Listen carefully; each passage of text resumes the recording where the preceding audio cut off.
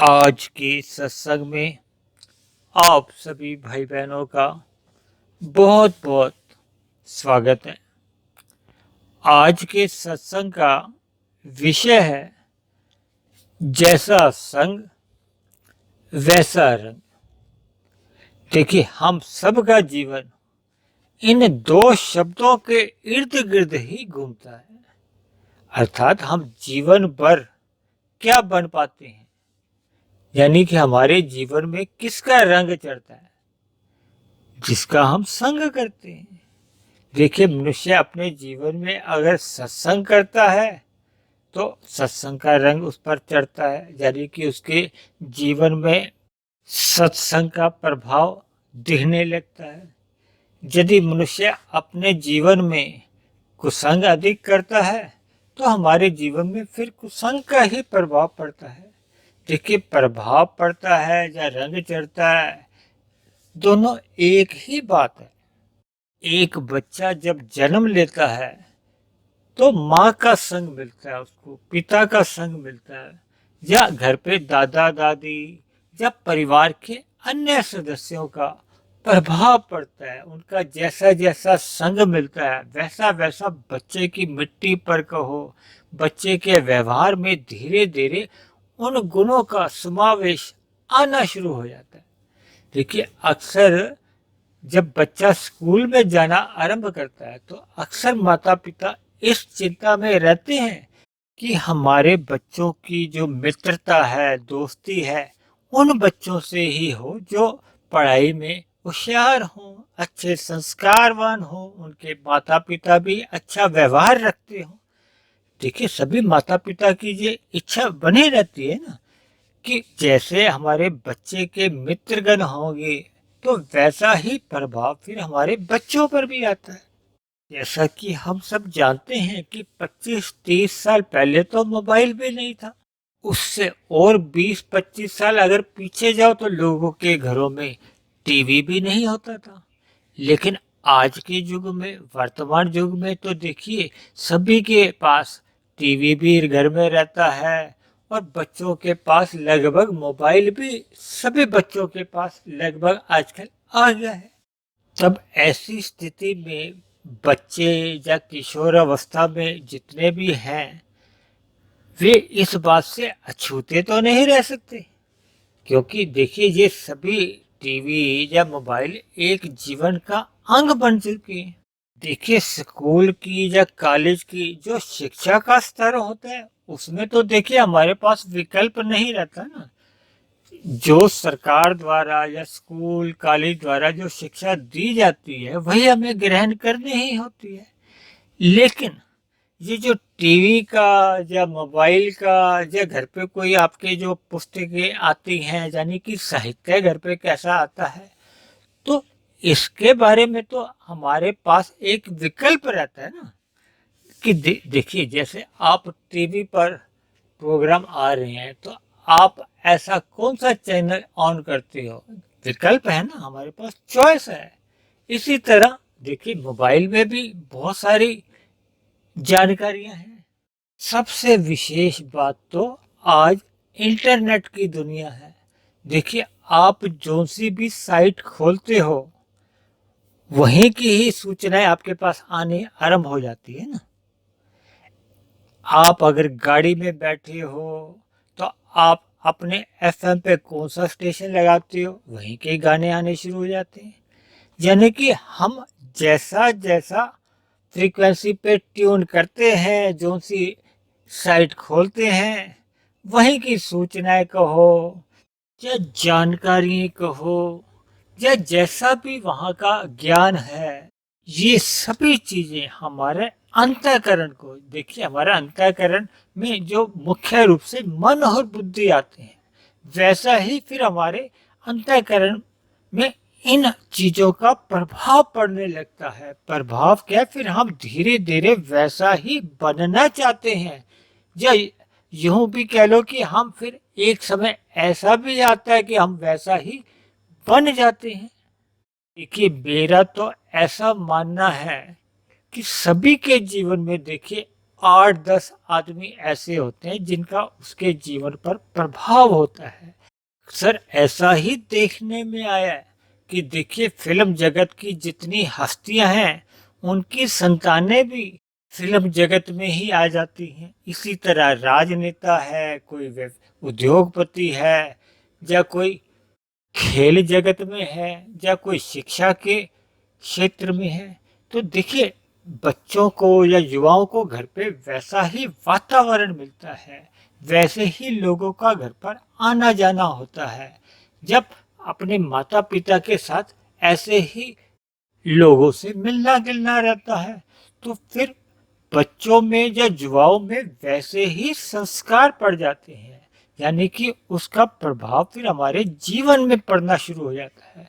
फिर वैसे ही हमारे अंतःकरण में हम बनने का विचार रखते हैं और एक दिन ऐसा ही आता है कि जब हम वही बन जाते हैं। दूसरे आसान शब्दों में आप यूं भी समझ सकते हो कि हम अपने जीवन में जो देखते हैं, जो सुनते हैं, जो महसूस करते हैं, जैसा बनना चाहते हैं, यानी कि हमारे जीवन की थाली में क्या क्या हमें परोसा जाता है या क्या क्या हम खाते हैं। देखिए हम इंद्रियों द्वारा ये केवल भोजन ही नहीं खाते, हम क्या पहनते हैं, क्या देखते हैं, क्या सुनते हैं, इन सभी चीजों का हमारे जीवन पर प्रभाव पड़ता है। फिर वैसे ही हमारे अंतःकरण में विचार बनते हैं, जैसे हमारे विचार होते हैं फिर वैसे ही हमारे कर्मेंद्रियों द्वारा कर्म होने शुरू हो जाते हैं, और जैसे फिर हम कर्म करते हैं फिर वैसे ही उनके फल आने शुरू हो जाते हैं। देखिए यही तो एक संक्षेप में हमारा आपका एक जीवन है। यानी मनुष्य अपने किशोरावस्था में या युवावस्था में जो सी भी दिशा पकड़ लेता है फिर उसी दिशा में चलते चलते उसको मंजिल की प्राप्ति होती है। अब अगर किसी की दिशा ही गलत है, उदाहरण के लिए किसी ने अगर कन्याकुमारी जाना है और वो दिशा उसने हिमालय पर्वत की तरफ रखी हुई है तो वो कन्याकुमारी तो नहीं जा सकता।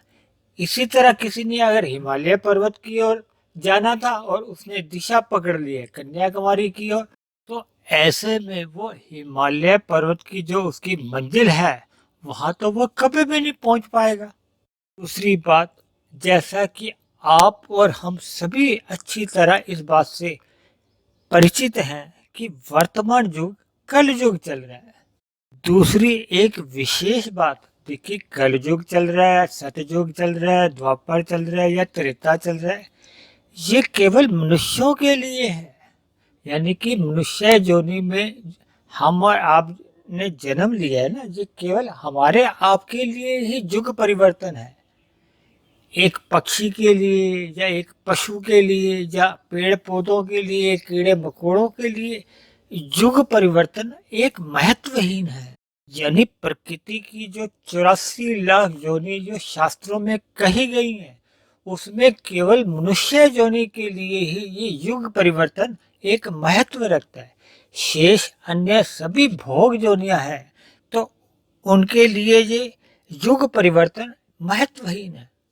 अब हम थोड़ी सी बात कर लेते हैं जो प्रकृति की। देखिए प्रकृति के 3 गुण हैं, तमोगुण, रजोगुण और सतोगुण। तमोगुण से 10 गुना अच्छा रजोगुण है और रजोगुण से भी 10 गुना अच्छा सतोगुण है। और क्योंकि वर्तमान युग कल युग चल रहा है और कल युग में तमोगुणी स्वभाव वाले मनुष्य अधिक संख्या में होते हैं, रजोगुणी स्वभाव वाले भी होते हैं लेकिन तमोगुणी के मुकाबले उनकी संख्या कम होती है। दूसरी ओर सात्विक लोगों की या सतोगुणी लोगों की संख्या तो और भी कम होती है। जो धार्मिक विचार वाले होते हैं, अपने कर्तव्यों का पालन ईमानदारी से करते हैं, शास्त्रों की आज्ञा में रहते हैं, परमात्मा के प्रति उनकी श्रद्धा बनी रहती है। जबकि रजोगुणी मनुष्य तन के स्तर पर धार्मिक कर्म कांड करता हुआ दिखाई तो देता है लेकिन उसके मन के अंदर श्रद्धा नहीं होती। देखिए आज भारत में ही नहीं, भारत के बाहर विदेशों में भी जगह जगह सत्संग तो होता हुआ दिखाई देता है, और इन सभी सत्संगों में सैकड़ों की संख्या में नहीं, हजारों की संख्या में लोग मौजूद होते हैं, सुनते हैं। और अधिकतर ऐसे सभी सत्संग धार्मिक चैनलों द्वारा टीवी पर सीधा प्रसारण भी किया जाता है और वहां पर तो लाखों करोड़ों लोग भी जुड़ जाते हैं। लेकिन कलयुग में ऐसा सतोगुनी वातावरण दिखाई तो नहीं दे रहा। देखिए, एक साधारण मनुष्य के जीवन में जो हम देखते हैं वो तो छल कपट ठगी हेरा फेरी एक साधारण बात है। और झूठ बोलना तो एक बिल्कुल ही एक व्यवहार का हमारे हिस्सा बन गया है। इसका मुख्य कारण है कि आज के समाज में सतोगुनी मनुष्यों का या लोगों का अभाव होता जा रहा है। देखिए, सत्संग में जो भीड़ की भीड़ दिखती है ना, वो रजोगुनी लोगों की ज्यादा है। यानी कि वो सत्संग करते हुए दिखाई तो देते हैं, यानी उनका सत्संग श्रद्धा पूर्वक नहीं होता, इसलिए वो बात को पूरी तरह सुनते नहीं है। जब हम अच्छी तरह से श्रवण नहीं करते तो फिर उस पर मनन भी नहीं हो पाता, यानी कि चिंतन भी नहीं हो पाता। जब चिंतन ही नहीं हो पाता तो फिर हमारा जो एक व्यवहार है, जो हमारा स्वभाव सतोगुनी बनना चाहिए, वो बन नहीं पाता।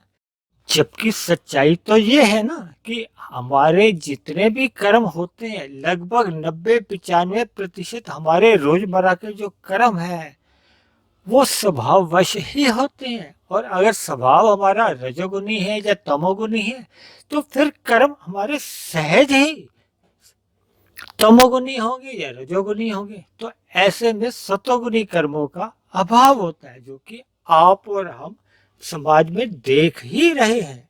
देखिए, आज का तो हमारा चर्चा का विषय ही ये है, जैसा संग वैसा रंग। यानी कि हम अगर सत्संग करते ही नहीं है तो हमारा व्यवहार में फिर सतोगुण दिखाई नहीं दे सकता। देखिए, ये हम अच्छी तरह जानते हैं कि रजोगुण में जब जब भोगों में हम लिप्त हो जाते हैं तो हम सतोगुण को भूल जाते हैं। देखिए, भोगों में लिप्त रहने से, यानी मर्यादा से अधिक जब हम भोगों में लिप्त हो जाते हैं ना, तो हमें परमात्मा की स्मृति नहीं रहती, या दूसरा आप ये कह सकते हो कि हम ज्ञान में स्थिति में नहीं रहते, हमारा सतोगुण कमजोर हो जाता है। यानी जैसे ही रजोगुण सतोगुण द्वारा नियंत्रित नहीं रहता ना, तो ऐसे में रजोगुण पुनः भोगों में प्रमादवश कह लो, भोगों में लिप्त रहने के कारण कह लो, फिर मनुष्य तमोगुण में गिर जाता है। क्योंकि तमोगुण और रजोगुण ये दोनों पड़ोसी हैं, इनका चोली दामन का साथ है। जो आदमी भोगी होता है वो बार बार तमोगुणी बनता ही रहता है। इसीलिए तमोगुण के प्रभाव से बचने के लिए हमें सत्संग में ही जीना होगा, सत्संग में ही रहना होगा। यानी सतोगुणी अवस्था में ही अपनी दिनचर्या को अपने व्यवहार में लाना ही होगा। क्योंकि एक साधारण सी बात है, देखिए, हमें प्रकाश में ही बोध हो पाता है ना कौन सी वस्तु कहाँ रखी है। दिन में हमने कोई प्रकाश जब होता है, सूर्य का प्रकाश तो रहता है, तो उसमें हमें बोध रहता है ना कौन सी चीज कहाँ रखी हुई है। लेकिन जैसे ही शाम को, यानी कि जैसे ही सूरज ढल जाता है, अंधकार आना प्रारंभ हो जाता है, तो हम घर में सबसे पहले क्या करते हैं? प्रकाश करते हैं। यानी कि हम घर पे बल्ब या ट्यूब जलाते हैं ताकि हमारे घर पर प्रकाश हो। यानी देखिए, जब तक हमारे जीवन में ज्ञान रूपी दीपक नहीं जलता तब तक हमें बोध नहीं रहता किसका, सही और गलत का। देखिए, जब बोध ही नहीं रहता तो ऐसे में तो सही काम या सही कर्म हो नहीं पाते ना। तो इसलिए जितना हम ज्ञान में स्थिति में रहेंगे, यानी कि सत्संग में रहेंगे, यानी कि दूसरे आसान शब्दों में हम जितना अधिक सतोगुण का संग अपने जीवन में करेंगे, वैसा ही हमारे जीवन में उसका रंग को, उसका प्रभाव को दिखेगा। यानी कि हमारी आध्यात्मिक उन्नति होने लगेगी। देखिए, मनुष्य जो नहीं आपको और हमें भौतिक उन्नति के लिए तो नहीं मिली। देखिए, भौतिक उन्नति हम जीवन में जितनी भी कर लेते हैं वो मरने के साथ ही समाप्त हो जाती है। लेकिन मनुष्य जीवन में हम जितनी आध्यात्मिक उन्नति कर लेते हैं वो मरने के बाद भी हमारे साथ सुरक्षित रहती है। यानी कि अगले मनुष्य योनि में हमें जहाँ तक आध्यात्मिक उन्नति कर चुके होते हैं वो हमें पुनः ही प्राप्त हो जाती है। यानी हम उन परिस्थितियों में परमात्मा हमारा जन्म देता है। वैसे माता पिता या गुरुजन या हमारे आसपास का वातावरण वैसा ही हमें सहज ही परमात्मा द्वारा कहो प्रकृति द्वारा प्रदान कर दिया जाता है, ताकि हम आगे की बची हुई आध्यात्मिक यात्रा भी पूर्ण कर सके, परमात्मा को पा सके, परम आनंद को पा सके। तो इन्हीं शब्दों के साथ आज की चर्चा को, आज के सत्संग को हम यही विश्राम देते हैं। आप किसी भाई बहन का कोई प्रश्न हो, कोई बात समझ नहीं आई हो, तो आप अपना प्रश्न नीचे कमेंट्स बॉक्स में लिख सकते हैं।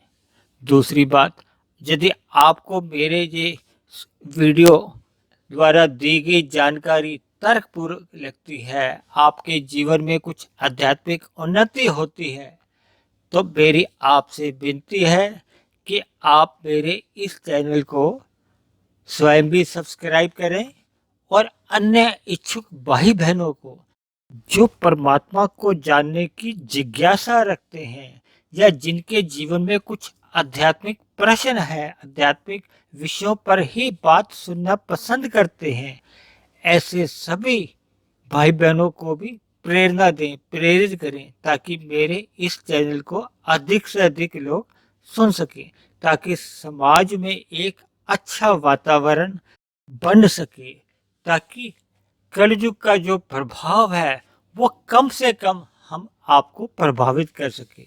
तो इन्हीं शब्दों के साथ आप सभी भाई बहनों का बहुत बहुत धन्यवाद। फिर मिलते हैं एक नए विषय को लेकर, एक नए संदेश के साथ। तब तक आप सभी भाई बहनों का बहुत बहुत धन्यवाद।